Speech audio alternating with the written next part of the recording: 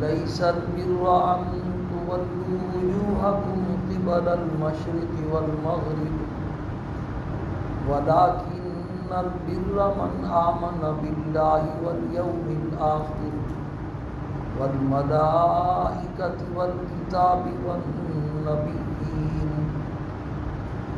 وآتى المال على حبه ذوي القربى واليتامى والمساكين وابن السبيل والسائلين وفي الرقاب وأقام الصلاة وآتى الزكاة والموفون بعهدهم إذا عاهدوا والصابرين في البأساء والضراء وحين البأس أولئك الذين صدقوا وأولئك هم المتقون۔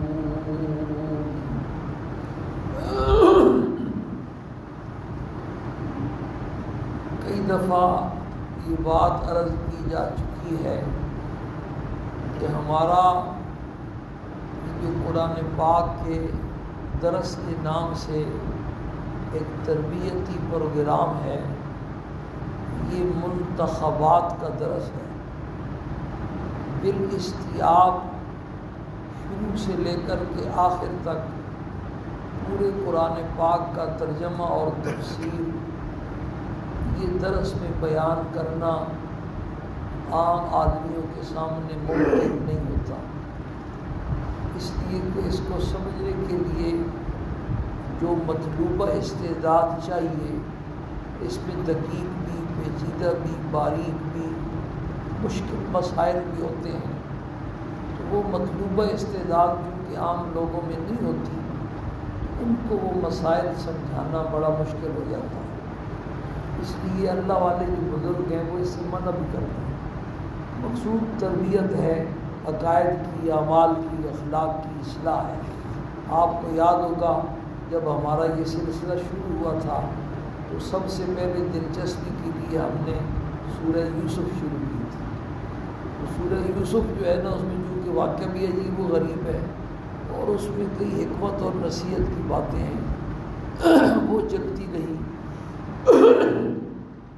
اس کے بعد پھر سورہ کاف ہم نے شروع کی، اس میں بھی دلچسپ واقعات تھے، اور اس کے بعد پھر اتفاقاً کاف کے ساتھ سورہ مریم تھی، وہ شروع کر دی۔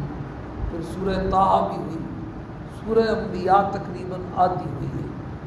سورہ انبیاء کا جو آخری مضمون چل رہا تھا، اس میں اللہ والوں کی دو بنیادی صفات کا بیان ہوا کہ اللہ کے نیک بندے وہ ہوتے ہیں جن میں خوف خدا بھی ہوتا ہے اور فکر آخرت بھی ہوتی ہے۔ یہ دو بنیادی صفات ہیں۔ اب میں سوچ رہا تھا کہ اس مضمون کے بعد اب آگے جو آیات ہیں، ابراہیم علیہ السلام کا تفصیلی واقعہ تھا، وہ کئی دفعہ بیان ہو چکا، کیا بیان کیا جائے؟ تو بس اللہ پاک نے میرے دل میں بات ڈالی کہ نیک بندوں کی صفات ہی بیان کی۔ وہ دو بنیادی صفات تو بیان ہو چکی ہیں، ابھی بھی قرآن پاک کے میرے ذہن میں فوری طور پر تقریباً 5 مقامات ایسے آئے ہیں جن میں اللہ پاک نے اپنے نیک بندوں کی بڑی عجیب و غریب صفات بیان فرمائی، اور وہ ساری صفات ایسی ہیں کہ ہمارے اندر ان کی کمی ہے۔ تو انشاءاللہ نمبر وار آج پہلی آیت کا انتخاب کیا ہے۔ یہ آیت وہ ہے جو خود حضرت ابو ذر رضی اللہ تعالی عنہ کو سرکار دو عالم صلی اللہ علیہ وسلم نے پڑھ کے سنائی۔ انہوں نے جب آپ صلی اللہ علیہ وسلم سے سوال کیا ایمان کی حقیقت کیا ہے، تو آپ نے یہ آیت پڑھ کے سنائی کہ بس یہ پوری آیت جو ہے نا، یہ پورا ایمان ہے۔ اس میں عقائد کا بیان بھی ہے اور اعمال کا بیان بھی ہے، معاملات کا بیان بھی ہے، اخلاق کا بیان بھی ہے، سب کچھ اللہ پاک نے اس آیت میں جمع کر دیا۔ سب سے پہلے تو اس کا شان نزول سمجھیں، پھر آیت کا مختصر سا ترجمہ کریں گے، اس کے بعد پھر انشاءاللہ ترتیب سے مضمون شروع ہو جائے۔ شان نزول اس کا یہ ہے کہ سرکار دو عالم صلی اللہ علیہ وسلم جب تک مکہ مکرمہ میں تھے تو آپ بیت اللہ کی طرف رخ کر کے نمازیں پڑھتے رہے۔ جب نماز فرض ہوئی، جبریل امین نے 2 دن آ کر کے آپ کی امامت کرائی اور اوقات کی تعلیم دی اور بیت اللہ کی طرف رخ کر کے آپ کو نماز پڑھائی، اور آپ بھی جب تک مکہ میں رہے تو بیت اللہ ہی کو اپنا قبلہ بنائے رکھا۔ اس کے بعد جب مدینہ منورہ تشریف لائے تو آپ صلی اللہ علیہ وسلم نے، کیونکہ وہاں یہودیوں کی اکثریت آباد تھی، ان کا قبلہ بھی بیت المقدس تھا جو سابقہ انبیاء علیہ السلام کا قبلہ ہے، تو اللہ پاک نے حکم فرمایا کہ آپ بھی اپنا قبلہ بیت المقدس کو بناؤ۔ اب کچھ لوگ اس ضمن میں آگے چل کر ایک بات بیان کر رہا نکتہ کہ کچھ لوگ دعویٰ یہ کرتے ہیں کہ دلیل صرف قرآن پاک ہے اور احادیث کا وہ سرے سے انکار کر دیتے ہیں، کہتے ہیں احادیث بنی بنائی ہیں، بعد میں لکھی گئی ہیں، ان میں بڑی گڑبڑیں ہوئی ہیں۔ حدیث کو دلیل ماننے سے وہ کیا کر دیتے ہیں؟ انکار کر دیتے ہیں۔ علماء نے ایسے لوگوں کے بارے میں لکھا کہ ایسے لوگ کافر ہیں، جو آدمی صرف قرآن کو مانے اور حدیث کو نہ مانے، تو حدیث کے بغیر آدمی 1 منٹ بھی نہیں چل سکتا۔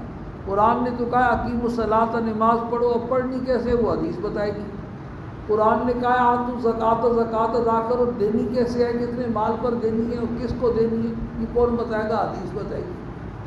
قرآن نے کہا ہے وَأَتِمُّوا الْحَجَّ وَالْعُمْرَةَ لِلَّهِ، حج اور عمرہ کرو، لیکن حج اور عمرہ کیسے کیا جائے گا؟ سرکار دو عالم صلی اللہ علیہ وسلم نے فرمایا خذوا عنی مناسککم، حج کے احکام مجھ سے سیکھ لو بھائی دیکھ کر۔ حج کیسے کیا جائے گا، عمرہ کیسے کیا جائے گا، وہ تو حدیث سے ہوگا۔ یہ جو بیت المقدس کو قبلہ بنانے والا حکم ہے، یہ سورہ فاتحہ سے لے کر کے والناس تک جو ہے نا پڑھ جائیں، پورے قرآن میں کہیں بھی نہیں، جبکہ 16 یا 17 ماہ تک سرکار دو عالم صلی اللہ علیہ وسلم بیت المقدس کی طرف رخ کر کے مدینے میں نمازیں پڑھتے ہیں۔ 16 یا 17 ماہ کے بعد پھر حکم آیا، آپ کا دل چاہتا تھا ابراہیم علیہ السلام کے قبلے کو قبلہ بنا دیں، بار بار آپ کے دل میں یہ خواہش پیدا ہوتی تھی، تمنا پیدا ہوتی تھی، اور کچھ اشارے بھی مل رہے تھے کہ آپ کا قبلہ بیت اللہ بننے والا ہے۔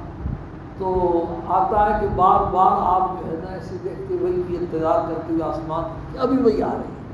قرآن نے اس کو بھی ذکر کیا قد نری تقلب وجهک فی السماء، ہم آپ کے چہرے کا آسمان کی طرف اٹھنا یہ بار بار دیکھ رہے ہیں۔ فلنولینک وجهک قبلۃ ترضاها، ہم آپ کے چہرے کو اسی قبلے کی طرف پھیر دیں گے جو آپ کو پسند ہے۔ اس کے تذکرے ہو رہے تھے، آپ ایک قبیلے میں گئے ہوئے تھے کسی سلسلے میں، وہاں ظہر کی نماز پڑھا رہے تھے، 30ویں رکعت میں حکم آ گیا کہ میرے محبوب اپنا رخ بیت اللہ کی طرف کر۔ پوری نماز مسجد بیت المقدس کی طرف رخ کر کے نماز پڑھ رہی تھی، پوری نماز میں تبدیلی آ گئی، آپ آگے پھر کر کے بیت اللہ کی طرف آ گئے، پیچھے نمازی بھی پھر گئے۔ اب بھی وہاں لوگ نماز پڑھنے جاتے ہیں، مسجد قبلتین کے نام سے مشہور ہے۔ اس کو مسجد قبلتین کہتی اس لیے کہ اس میں ایک نماز 2 قبلوں کی طرف ہوئی ہے، آدھی بیت المقدس کی طرف ہوئی ہے اور آدھی بیت اللہ کی طرف۔ 16 یا 17 ماہ کے بعد اللہ پاک نے حکم دیا کہ آپ ہمیشہ کے لیے اپنا قبلہ بیت اللہ کریں۔ وہ یہودیوں نے آسمان سر پہ اٹھا لیا کہ یہ کیا ہوا، اب تک آپ کا قبلہ بیت المقدس تھا، اگر وہ صحیح تھا تو تبدیل کیوں ہوا، اور اگر وہ غلط تھا تو اب تک 16 یا 17 ماہ جو آپ نے نمازیں پڑھی ہیں ان نمازوں کا کیا ہوگا، درمیان میں کچھ لوگ دنیا سے انتقال بھی کر گئے، ان کا کیا ہوگا، ان کی نمازوں کا کیا ہوگا۔ یہ تقریباً دوسرے پارے کا پہلا پاؤ شروع ہو رہا ہے، ایک پاؤ یہاں ختم ہو گیا۔ اس پورے پاؤ میں اللہ پاک نے یہودیوں کی ان ساری باتوں کا مفصل جواب دیا۔ اصل تو اللہ پاک کا حکم ہے، قبلہ جو بھی ہو، اصل بات اللہ پاک کے حکم کی ہے، پہلے اللہ کا حکم تھا مکے میں بیت اللہ والا، تو اس طرف بھی جتنی نمازیں پڑھی وہ ساری اللہ کے حکم کے مطابق ہوئی. پھر اس کے بعد اللہ پاک کا حکم آیا بیت المقدس کو قبلہ بنانے والا، تو پھر جتنی نمازیں پڑھی گئی ہیں وہ اللہ کے حکم سے پڑھی گئی ہیں. وما کان اللہ لیضیع ایمانکم، اللہ تمہاری نمازوں کو ضائع نہیں کرے گا. ساری نمازیں ادا ہو گئی ہیں اور سب کا پورا پورا تمہیں اجر و ثواب ملے گا. اب اللہ کی منشا یہ ہوئی کہ اب آپ اپنا ہمیشہ کے لیے قبلہ کس کو بنا لیں؟ بیت اللہ کو بنا لیں. اب آپ بیت اللہ کی طرف نماز پڑھیں گے تو نماز ہوگی، نہیں پڑھیں گے تو نہیں ہوگی. یہ اس کا شان نزول تھا. اس پر یہ ابتدائی الفاظ جو ہیں تو پہلے تو ان کی ساری باتوں کا جواب دیا. اس میں اللہ نے کہا بھی نیکی تم نے صرف اس ایک بات میں رکھی ہوئی ہے کہ بیت المقدس کی طرف رخ کرو یا بیت اللہ کی طرف رخ کرو. نیکی صرف اس کا نام نہیں، نیکی اللہ کے حکم ماننے کا نام ہے. اس کے لیے اس کو دیکھیں، لیس البر ان تولوا وجوہکم، نیکی صرف یہ نہیں ہے کہ تم اپنے چہروں کو قبل المشرق والمغرب، مشرق اور مغرب کی طرف پھیرو. ولکن البر من آمن باللہ والیوم الآخر، لیکن نیکی تو اس شخص کی ہے جو اللہ کے اوپر ایمان لائے اور آخرت کے دن پر ایمان لائے، والملائکۃ اور فرشتوں کے اوپر ایمان لائے، والکتاب والنبیین اور آسمانی کتابوں پر ایمان لائے، اور سارے انبیاء علیہ السلام پر ایمان. یہاں تک اللہ پاک نے عقائد کا بیان فرمایا. اس کے بعد وآت المال علی حبہ ذوی القربى، مال کی محبت کے باوجود اپنے رشتہ داروں کو مال دے، والیتامى اور یتیموں کو مال دے، والمساکین اور مساکین کو مال دے، وابن السبیل اور مسافروں کو مال دے، والسائلین اور مانگنے والوں کو، جو مانگنے والے آتے ہیں ان کو مال دے، وفی الرقاب اور جو بیچارے قیدی ہو جاتے ہیں یا غلام بن جاتے ہیں ان کی گردنیں آزاد کرانے کے لیے ان کو مال دے. ان ساری چیزوں میں اس میں انفاق فی سبیل اللہ کا بیان آ گیا. پہلے عقائد کا بیان آ گیا، پھر اللہ کے راستے میں مال خرچ کرنے کا بیان آ گیا. اس کے بعد فرمایا وَأَقَامَ الصَّلَاةَ وَآتَى الزَّكَاةَ، نماز کو ٹھیک طریقے سے ادا کرے اور زکوٰۃ بھی ادا کرے. اس سے پتہ چلا کہ اوپر جس مال کے خرچ کرنے کا تذکرہ کیا گیا وہ نفلی صدقہ خیرات مراد ہے. فرض جو ہے وہ وآتى الزَّكَاةَ میں الگ اس کو مستقل ذکر کیا. تو نماز کے اندر پوری عبادات کی طرف اشارہ ہو گیا. والموفون بعہدہم اذا عاہدوا، یہ اخلاق کا بیان آ گیا، معاملات کا بیان آ گیا. والموفون بعہدہم، نیکی ان لوگوں کی ہے جو اپنے وعدے کو پورا کرنے والے ہیں. جب وہ کسی سے وعدہ کر بیٹھیں تو بے شک جتنا نقصان کیوں نہ ہو، جان پر کیوں نہ بن جائے، وہ اپنے اس وعدے کو کیا کرتے ہیں؟ نبھاتے ہیں. اس کے بعد فرمایا والصابرین فی البأساء والضراء، تنگی میں اور پریشانی میں اور لڑائی کے وقت صبر کرنے والے. اللہ کے نیک بندے وہ ہیں جو ان ساری حالتوں میں اللہ پاک کی رضا کے اوپر راضی ہوتے ہیں اور صبر کر کے حوصلے کے ساتھ اپنی زندگی گزارتے ہیں. یہ اخلاقیات کا بیان آ گیا. اس کے بعد فرمایا جن میں یہ ساری صفات پائی جائیں گی، ان کے عقائد بھی صحیح ہوئے، ان کے معاملات بھی صحیح ہوئے اور اخلاق بھی صحیح ہوئے، یہ سارے لوگ اولئک الذین صدقوا، یہی وہ لوگ ہیں جو کامل سچے ہیں. واولئک هم المتقون، اور یہی وہ لوگ ہیں جو کامل پرہیزگار ہیں. کامل سچے ہونے کا مراد یہ ہے عقائد کے اعتبار سے بھی بندہ کیا ہو سچا ہو. اگر دل کا یقین اس کا غلط ہے، زبان کا تو سچا ہے، لیکن دل میں غلط عقائد، غلط نظریات، غلط قسم کے خیالات رچے بسے ہوئے ہیں تو پھر وہ دل کا سچا نہ ہوا، اس کا دل جھوٹا ہے، دل میں غلط باتیں ہیں.